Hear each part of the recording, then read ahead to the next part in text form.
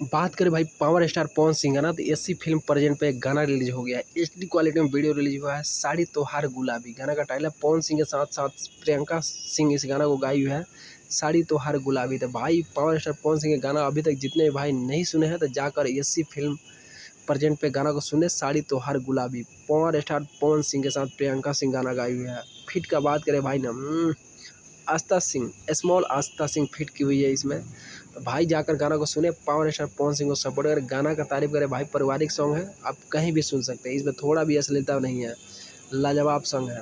तो जितने भाई अगर चाहते हैं पारिवारिक सॉन्ग का सुनना तो जाकर मजा उठाएं, परिवार में गाना सुन सकते हैं। साड़ी तोहार गुलाबी लाजवाब गाना है, पावर स्टार पवन सिंह का गाना है। तो भाई समझ सकते हैं पावर स्टार पवन सिंह का साड़ी तोहार गुलाबी।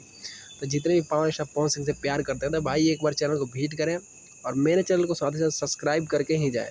इससे क्या होगा कि आपके पावर स्टार पवन सिंह का जब भी कोई न्यू गाना का अपडेट आए तो सबसे पहले आपको नोटिफिकेशन मेरे चैनल के माध्यम से मिलेगी। कल या परसों को जब भी आए तो आपको मेरे चैनल के माध्यम से आपको सूचना मिल जाए कि हाँ गाना उनका पावर स्टार पवन सिंह का आने वाला है।